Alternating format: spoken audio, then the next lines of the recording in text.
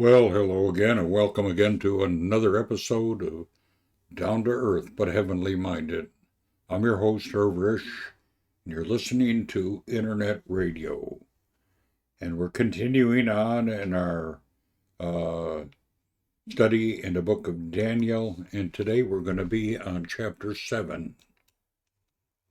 The Book of Daniel, Chapter 7, by Daniel C. Snaddon. Daniel's Vision of Future World Prophecy.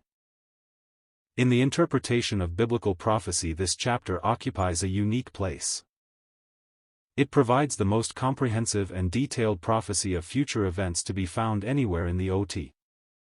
Daniel traces the course of four great world empires, namely, Babylon, Medo-Persia, Greece and Rome. The prophecy concludes in the climax of world history, the second coming of Jesus Christ, and the inauguration of the eternal kingdom of God. This is represented as a fifth and final kingdom which is from heaven. In all probability Daniel had this vision some 14 years before the fall of Babylon. Much of what Daniel prophesied has been fulfilled in past history. But much of it deals with the time of the end, the closing scenes of the times of the Gentiles. 1. He depicts the great struggle of the end times. 2. The appearance of the little horns. 3. The uprising of the Antichrist, the 11th horn. 4. The Great Tribulation with its unparalleled persecutions.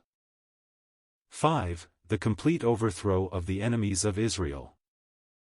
6. The establishment of the kingdom of God on earth. The chapter is really one vision but is divided into four. Their interpretation. 1. The night vision of these hearts, verses 1 to 6. 2. The night vision of the fourth beast with the 10 horns and the little horn, verses 7 to 8. 3. The judgment vision, verse 9 to 12. 4. The Son of Man and his kingdom, verses 13 to 14. Then follows the divine interpretation of these four visions.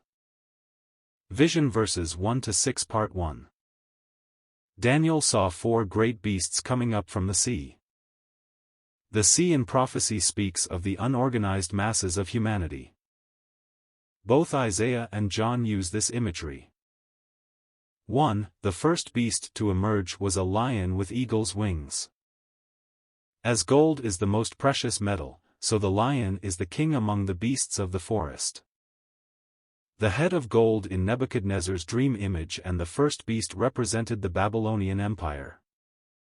The resplendent image is what man saw. God viewed these same empires and saw four various beasts. In the beginning the Babylonian Empire was a lion with eagle's wings. But they were plucked out, it lost its strength and eventually was overthrown by the Medes and Persians. 2. The second beast was like a bear. It was raised up on one side. It had 3 ribs in its mouth. This bear stands for the Medo-Persian Empire. This empire is also seen as the chest and arms of silver. One paw was lifted up higher than the other, because the Persian element was stronger than that of the Medes. The 3 ribs represent 3 kingdoms that had been conquered. 3. The third beast was like a leopard. Protruding from its back were the 4 wings of a fowl. This beast also had 4 heads.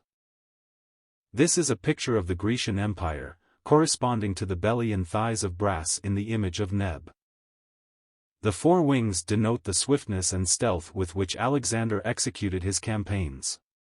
After his premature death, the empire was divided between his 4 generals, represented in the 4 heads. In the vision God reveals to Daniel the moral character of each succeeding empire. The lion devours, the bear crushes, the leopard springs upon its prey. The fourth and last empire is so cruel and ruthless that no beast on earth is found to describe its true character. Vision verses 7 to 8 Part 2. In these verses we have the divine description of the Iron Empire, Rome. There are some unique characteristics of this empire which are worth noting.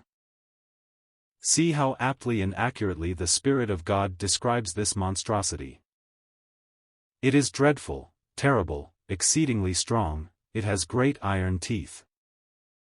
It devours, breaks in pieces, and stamps down. It has 10 horns, then in their midst arises a little horn, with eyes like a man, and a mouth speaking great things. This is the kingdom which will be in power at the end of the age. When it has reached its zenith, the 10 nations working closely together, the beast and the false prophet wielding immeasurable power, then the end will come. Verses 9 to 10 is a scene in heaven. Part 3. Daniel gives an unprecedented view of God. Ancient of Days. He is sitting on an awesome throne. It is a burning flame, not like a burning flame. KJV. The wheels, whatever their meaning, are also burning. In all this we see the glory of God. The pureness and holiness of God's judgment. In this scene of blazing glory, innumerable saints and angels are pictured as ministering to God. In God's glorious presence the books are opened. This is the final hour for the nations of the world. The sequence of events will be as follows. 1. The Son of Man will descend in glory, verse 13. 2. The beast and the false prophet will be cast alive into the lake of fire, verse 11. The rebels will be dealt with, 1/3 slain. 3. The nations of the world will be judged, verse 10. 4. The fifth world kingdom will be established, verse 14. The stone which totally destroyed the image of Nebuchadnezzar now becomes a mountain which fills the whole earth.